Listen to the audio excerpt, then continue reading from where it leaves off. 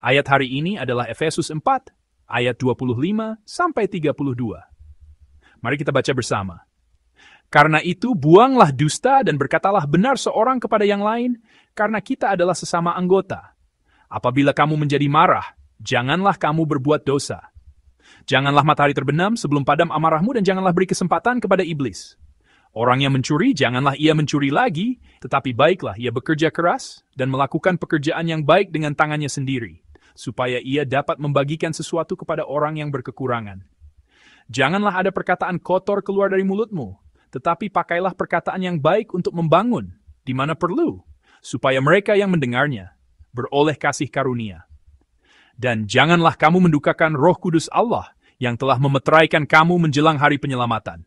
Segala kepahitan, kegeraman, kemarahan, pertikaian dan fitnah hendaklah dibuang dari antara kamu. Demikian pula segala kejahatan. Tetapi hendaklah kamu ramah seorang terhadap yang lain. Penuh kasih mesra dan saling mengampuni, sebagaimana Allah di dalam Kristus telah mengampuni kamu. Amin. Apakah Anda semua ingat firman Tuhan yang kita dengar pada hari Minggu kemarin? Kita yang telah diselamatkan adalah orang-orang yang harus hidup meneladani Yesus. Dan kita telah mendengar bahwa standar bagi kita untuk hidup meneladani Yesus adalah firman Tuhan. Kita yang percaya kepada Yesus tidak boleh hidup seperti cara hidup kita sebelum percaya kepadanya. Seperti orang-orang yang tidak mengenal Tuhan, atau hidup mengikuti kebiasaan-kebiasaan lama. Itu bukanlah cara hidup yang pantas bagi kita. Kita yang telah diselamatkan harus menjalani hidup yang baru di dalam Tuhan, dan cara agar kita dapat diperbarui tidak lain adalah dengan hidup berdasarkan firman Tuhan sebagai standar kita. Bukan dengan cara hidup yang lama, melainkan dengan cara hidup yang baru. Kita bisa menjadi manusia baru yang diciptakan dalam kebenaran dan kekudusan yang sesungguhnya. Firman Tuhan yang kita baca hari ini adalah kelanjutan dari nas kemarin. Nas yang kita baca bersama-sama ini menjelaskan secara terperinci bagaimana seharusnya kehidupan kita yang telah mengenakan manusia baru di dalam Tuhan. Bagaimana seharusnya kehidupan seorang kudus yang hidup berstandarkan firman Tuhan. Nas hari ini secara spesifik membagi kehidupan baru kita di dalam Tuhan menjadi 3 hal. Yang pertama adalah ajaran mengenai perkataan. Jika kita melihat ayat 25, dikatakan demikian, karena itu buanglah dusta dan berkatalah benar seorang kepada yang lain, karena kita adalah sesama anggota. Hal pertama yang dinasihatkan oleh Rasul Paulus kepada kita yang telah diperbarui di dalam Tuhan adalah untuk tidak berdusta, melainkan mengatakan yang benar. Mengapa kita harus mengatakan yang benar dan bukan berdusta? Firman Tuhan mengatakan karena kita adalah sesama anggota. Singkatnya, kehidupan kita yang telah percaya kepada Yesus dan diperbarui di dalamnya, tidak lagi dijalani seorang diri. Dengan kata lain, karena kita tidak sendirian di dalam Yesus, kita semua telah menjadi anggota yang membentuk tubuh Kristus.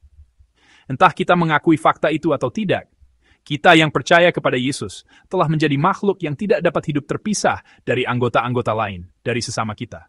Artinya, kita telah menjadi sebuah komunitas yang saling terhubung dan secara organis saling memberi dan menerima pengaruh. Bagian yang paling perlu diperhatikan dalam membentuk sebuah komunitas yang organis adalah perkataan.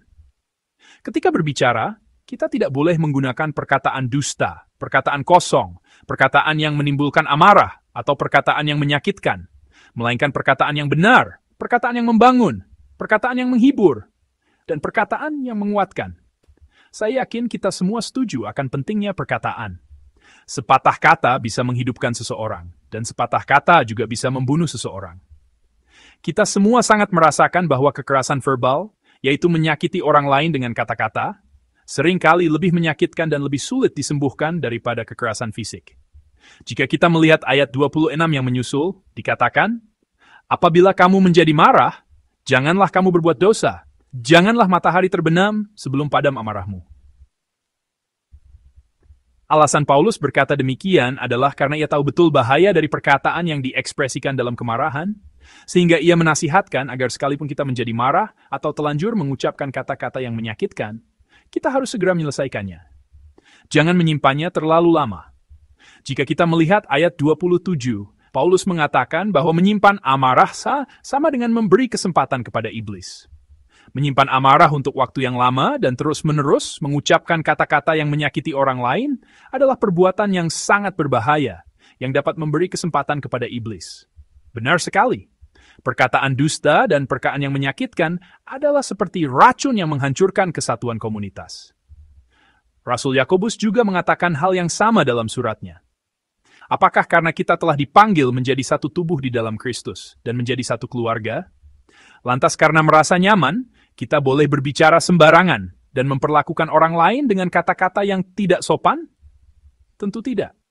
Perkataan semacam itu akan memperdalam ketidakpercayaan di antara sesama anggota dan membuat kita tidak bisa saling mengasihi. Justru karena kita adalah anggota satu tubuh di dalam Tuhan, kita harus semakin mengasihi dengan hati yang bijaksana dan penuh kasih.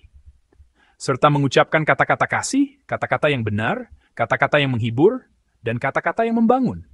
Saya tidak perlu menyebutkan satu persatu apa yang dimaksud dengan perkataan yang benar dan perkataan dusta dalam nas ini. Karena Anda semua sudah sangat memahaminya. Yang penting adalah, meskipun kita tahu, seringkali hal itu sulit dilakukan. Kita tahu bahwa suatu perkataan itu tidak baik. Namun, terkadang perkataan itu keluar begitu saja. Atau kata-kata sudah telanjur keluar sebelum kita sempat berpikir.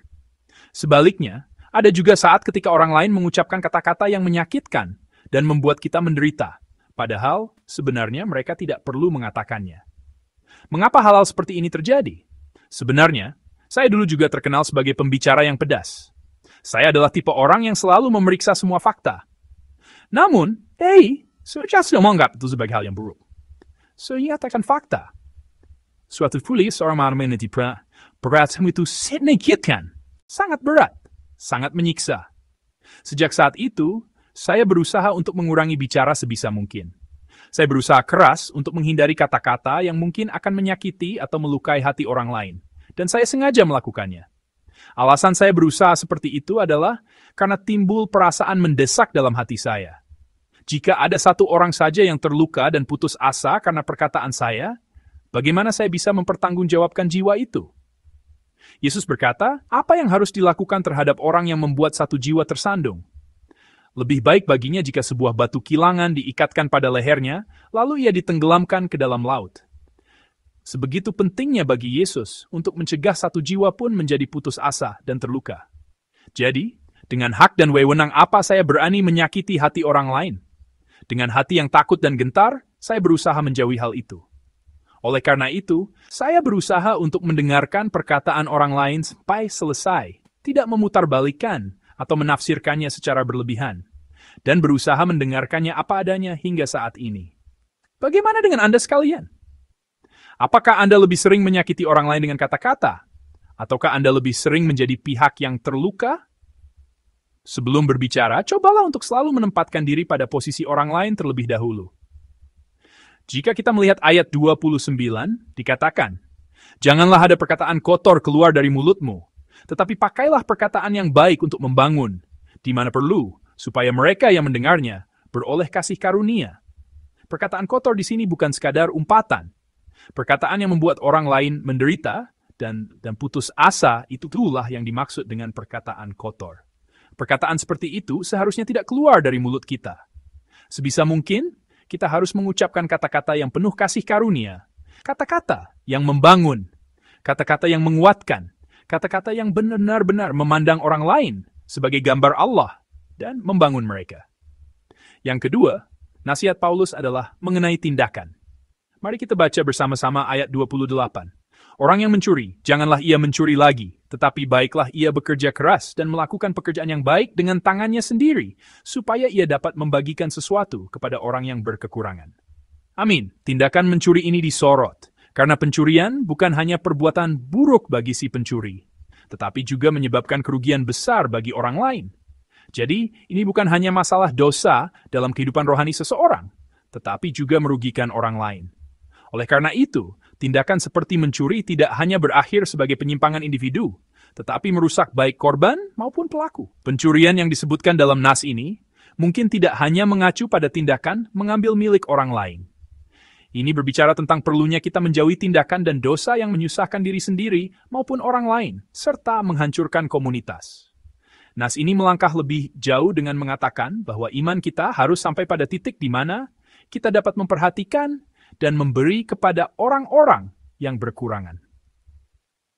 Dalam ayat-ayat selanjutnya, kita dinasihati untuk membuang segala kepahitan, kegeraman, dan fitnah, serta bersikap ramah dan penuh belas kasihan, juga saling mengampuni, sebagaimana Allah di dalam Kristus telah mengampuni kita.